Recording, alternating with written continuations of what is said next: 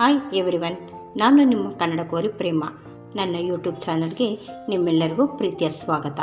ಇವತ್ತು ನಾನು ನಿಮಗೆ ಆನಿಯನ್ ದೋಸೆ ಯಾವ ರೀತಿ ಮಾಡೋದು ಅಂತ ಹೇಳ್ಕೊಡ್ತೀನಿ. ಬನ್ನಿ. ಈ ಆನಿಯನ್ ಉಪಯೋಗಿಸಿ ದೋಸೆ ಮಾಡೋದ್ರಿಂದ ದೋಸೆಗಳಲ್ಲಿ ಎಷ್ಟೊಂದು ವೆರೈಟಿ ಮಾಡ್ತೀವಿ.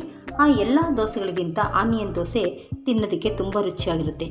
ಆ ಒಂದು ದೋಸೆಯನ್ನು ಯಾವ ರೀತಿ ಮಾಡೋದು ಅಂತ ಹೇಳ್ಕೊಡ್ತೀನಿ. ಬನ್ನಿ ನೋಡೋಣ. ಈ ಈರುಳ್ಳಿ ದೋಸೆ ಮಾಡೋದಕ್ಕೆ ಯಾವ ಯಾವ ಪದಾರ್ಥಗಳು ಬೇಕು ಅಂತ ನೋಡ್ತಾ ಹೋಗೋಣ ಬನ್ನಿ. ನಾನು ಈ ದೋಸೆಗೆ ಈ ಗ್ಲಾಸಲ್ಲಿ 2 ಗ್ಲಾಸ್ದಷ್ಟು ಅಕ್ಕಿ ತೊಗೊಂಡಿದ್ದೀನಿ. ನಾನು ಹೇಳಿದಾಗೆ ನೀವು ಮನೆಯಲ್ಲಿರೋ ಯಾವುದೇ ಅಕ್ಕಿನಾದರೂ ಯೂಸ್ ಮಾಡ್ಬೋದು, ಅಥವಾ ಅಂಗಡಿನಲ್ಲಿ ದೋಸೆ ಇಡ್ಲಿಗೆ ಸಪ್ರೇಟ್ ಅಕ್ಕಿ ಬರುತ್ತೆ, ಅದು ಬೇಕಾದ್ರೂ ತೊಗೊಳ್ಳಿ. ಇದರಲ್ಲಿ 2 ಗ್ಲಾಸ್ ಅಕ್ಕಿಗೆ ಅರ್ಧ ಗ್ಲಾಸ್ಗಿಂತ ಕಡಿಮೆ ಉದ್ದಿನಬೇಳೆ ತೊಗೊಂಡಿದ್ದೀನಿ. 1/4 ಗ್ಲಾಸಷ್ಟು ಗಟ್ಟಿ ಅವಲಕ್ಕಿ ತೊಗೊಂಡಿದ್ದೀನಿ. 1 ಟೇಬಲ್ ಸ್ಪೂನಷ್ಟು ಮೆಂತ್ಯ, 1 ಟೀ ಸ್ಪೂನಷ್ಟು ಕಡಲೆಬೇಳೆ, 1 ಟೀ ಸ್ಪೂನಷ್ಟು ತೊಗರಿಬೇಳೆ ತೊಗೊಂಡಿದ್ದೀನಿ. ಯಾತಕ್ಕಪ್ಪ ಕಡಲೆಬೇಳೆ, ತೊಗರಿಬೇಳೆ, ಮೆಂತ್ಯ ಇವನು ತೊಗೊಂಡಿದ್ದೀವಿ ಅಂದರೆ ಮೆಂತ್ಯದಿಂದ ದೋಸೆ ರುಚಿ ಹೆಚ್ಚಾಗುತ್ತೆ.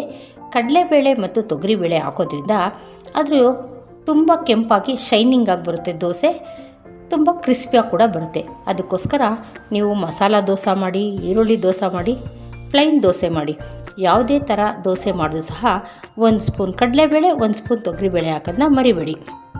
ಇಷ್ಟೆಲ್ಲ ಪದಾರ್ಥಗಳನ್ನ ಅವಲಕ್ಕಿ ಬಿಟ್ಟು ಅಕ್ಕಿ, ಉದ್ದಿನಬೇಳೆ, ಕಡಲೆಬೇಳೆ, ಮೆಂತ್ಯ ಇವನ್ನೆಲ್ಲ ಒಟ್ಟಿಗೆ ಬೆಳಗ್ಗೆ 10 ಗಂಟೆಗೆ ನೆನೆಸಿಟ್ಟಿದ್ದೆ. ನೆನೆಸಿಟ್ರೆ ಸಂಜೆವರೆಗೂ ಚೆನ್ನಾಗಿ ನೆಂದಿರುತ್ತೆ. ಸಂಜೆ 5ರಿಂದ 6 ಗಂಟೆಗೆ ಎಲ್ಲವನ್ನು ನಾನು ರುಬ್ಬಿಟ್ಟು ಬ್ಯಾಟರ್ನ ರೆಡಿ ಮಾಡಿಟ್ಕೊಂಡಿದ್ದೀನಿ.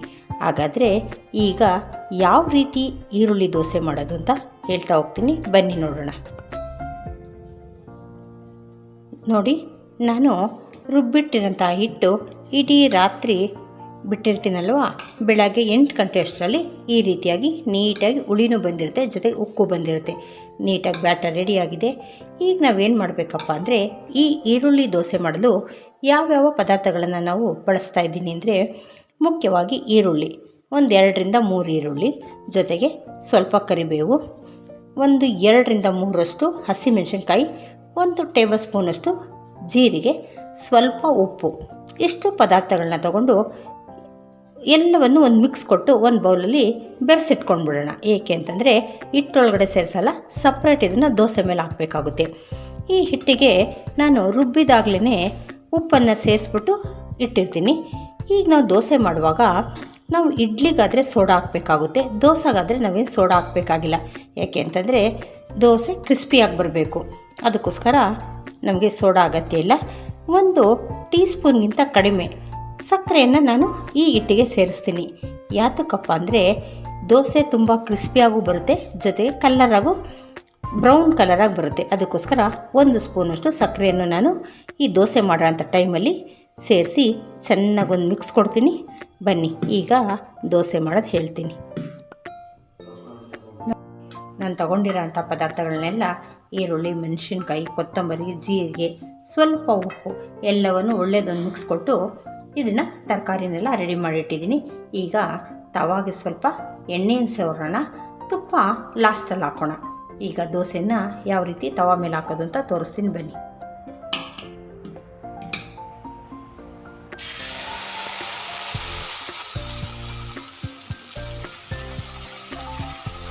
ನೋಡಿ, ಈಗ ತವಾ ಮೇಲೆ ಹಾಕಿದ ತಕ್ಷಣ ನಾವೇನು ಮಾಡಬೇಕಪ್ಪ ಅಂದರೆ, ನಾವು ಬೆರೆಸಿಟ್ಕೊಂಡಿರ್ತೀವಲ್ಲ ಆ ತರಕಾರಿನೆಲ್ಲ ಈ ಟೈಮಲ್ಲಿ ನಾವು ಸೇರಿಸ್ಬೇಕಾಗುತ್ತೆ. ಹಿಟ್ಟು ಮೇಲೆ ಹಾಕಿ ಇದನ್ನು ಕೈಯಿಂದಲೇ ತಟ್ಟಬೇಕಾಗುತ್ತೆ. ಸ್ವಲ್ಪ ದಪ್ಪ ಬರುತ್ತೆ. ನೀಟಾಗಿ ನಮ್ಗೆ ಎಷ್ಟು ತೆಳುಬೇಕೋ ಎಲ್ಲ ಕಡೆ ತರಕಾರಿನ ಸ್ಪ್ರೆಡ್ ಮಾಡ್ತಾ ತಟ್ಟೋಣ.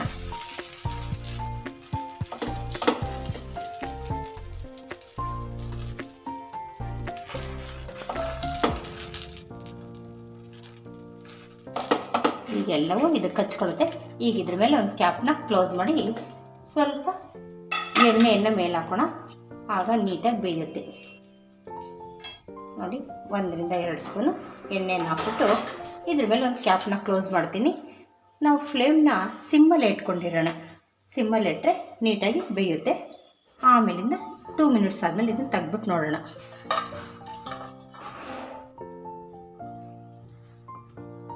ನೋಡಿ, ಈಗ 2 ನಿಮಿಷಗಳ ಕಾಲ ಆಗಿದೆ.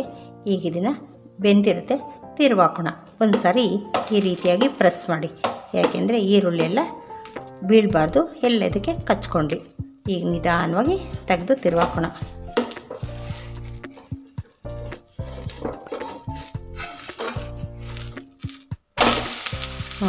ನೋಡಿ ಎಷ್ಟು ಕೆಂಪಾಗಿ ನೀಟಾಗಿ ಬೆಂದಿದೆ. ಈಗ ಈ ಸೈಡಲ್ಲೂ ಅಷ್ಟೇ ಒಮ್ಮೆ ಸ್ವಲ್ಪ ಒಂದು ಸ್ಪೂನಷ್ಟು ಎಣ್ಣೆಯನ್ನು ಹಾಕಿ ಆಮೇಲೆ ಈ ಕಡೆನೂ ಬೇಯೋದಕ್ಕೆ ಬಿಡೋಣ.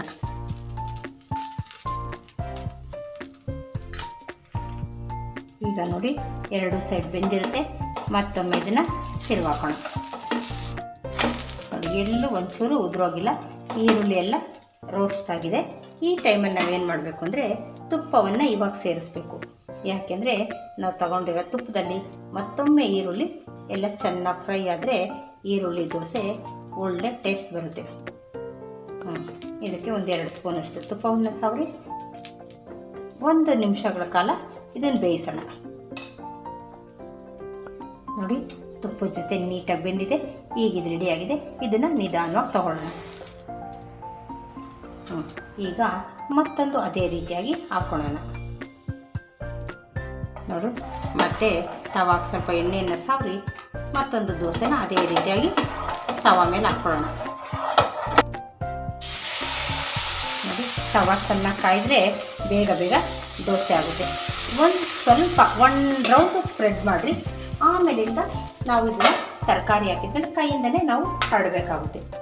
ನೋಡಿ, ಈ ರೀತಿ ತುಂಬ ತರಕಾರಿಗಳನ್ನ ಸೇರಿಸ್ಬಿಡೋಣ. ಕೈಯಿಂದನೇ ನಾವು ರೊಟ್ಟಿಯನ್ನು ತರ್ತೀವಲ್ಲ ಆ ರೀತಿಯಾಗಿ ತುಂಬ ತೆಳುವಾಗಿ ತಟ್ತಾ ಬರೋಣ. ನೀಟಾಗಿ ಬರುತ್ತೆ ತೊಟ್ಟದು. ಯಾಕಪ್ಪ ಈ ರೀತಿ ತಟ್ಟಬೇಕು ಅಂತಂದರೆ ತರಕಾರಿ ಎಲ್ಲ ಕಡೆಗೂ ಸ್ಪ್ರೆಡ್ ಆಗಬೇಕು ಮತ್ತು ಉದುರೋಗಬಾರ್ದು ನಾವು ತಿರುವಾಗ್ತಾರೆ. ಅದಕ್ಕೋಸ್ಕರ ಕೈಯಿಂದ ಅದನ್ನು ಪ್ರೆಸ್ ಮಾಡಬೇಕು.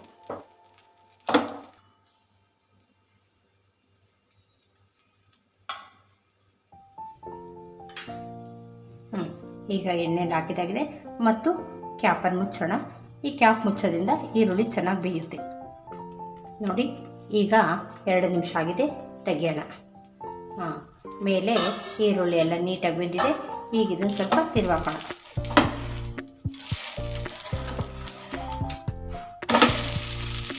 ನೋಡಿ ಎಷ್ಟು ರೋಸ್ಟಾಗಿ ಬೆಂದಿದೆ. ಈಗ ಮತ್ತೆ ಈ ಭಾಗದಲ್ಲೂ ಸಹ 1 ಸ್ಪೂನಷ್ಟು ಎಣ್ಣೆಯನ್ನು ಹಾಕೋಣ.